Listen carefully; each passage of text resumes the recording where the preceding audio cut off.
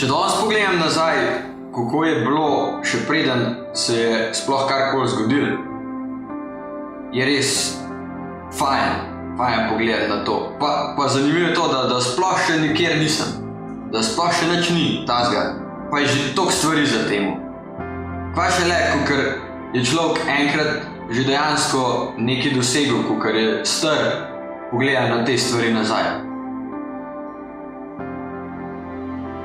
Po moje, da je glih to važno, ne samo pri tetoviranju, ampak v celem življenju. In to, da imaš priliko delati eno tako stvar, ki si nikoli v življenju sploh nisi mislil, da jo boš delal, da bo sploh karkoli. Naredil si en tatu, samo zaradi tega, ker te je to tako privlačilo vse skupaj. Pa pomislil pa nisi, da boš to delal. In da imaš čas, da pomislim, da bom enkrat lahko enemu potomcu ali pa komorkoli, ki ga danes morbiti ne poznam, govoril, kako je prišlo do tega, da se je začel. Kako je bilo pred temu, ko se je začel. To je bo moje bistvo.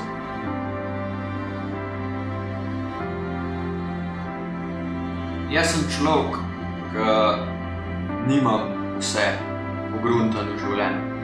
Poznam dosti ljudi, kakor vejo že takoj, jaz bom pa odvetnik, pa gre to, pa delo za to, da stremi k temu, da bo odvetnik.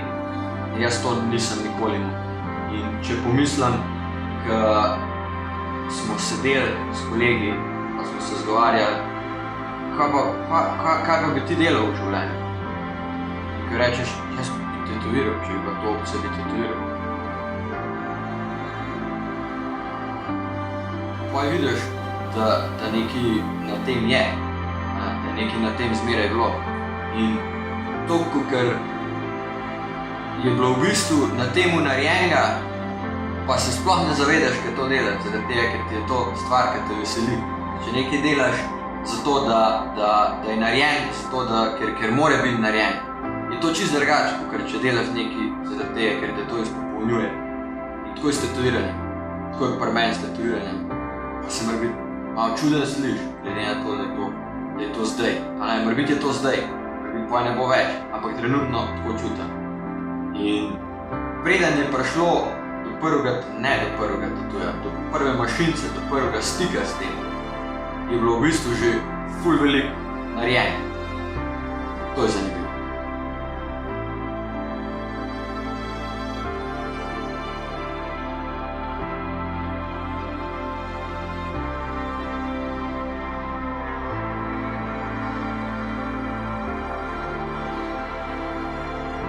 Očitno moraš imeti stvari v življenju, ki jih delaš res rad, potem se stopnjujejo zelo hitro.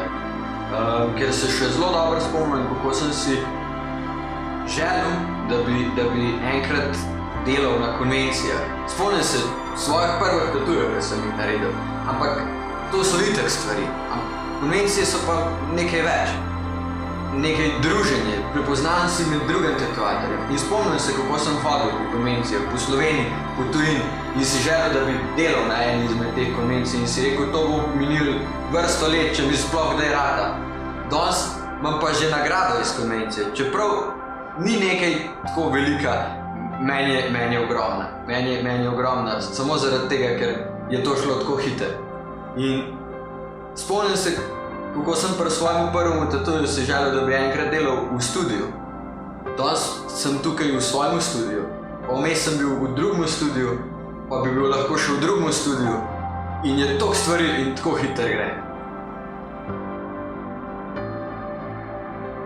Rad bi tudi delal tatuje, da bi ljudje prišli k meni po tatu, ki bi mu ga jaz naredil in samo jaz. Se pravi, nek stil, nekaj svojega, to, da ti ne more vsak narediti. Dobar, stil pride, stila ne moraš narediti sam. To pride. Ampak mislim pa, nisem še sploh tam, ampak mislim pa, da grem končno v pravi smer.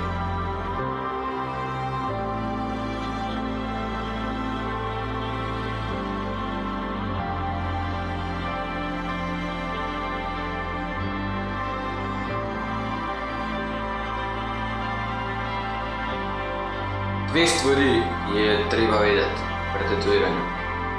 Prvo je to, da je to ogromen dela, učenja, še enkrat dela, pa spoštovanja. Druga je ta, da brez ta pravih ljudi kot te, prijateljev in pa ljudi, ki so že v temu in so pripravljeni ti kogarkoli, karkoli pomagati, nobenega tega ni.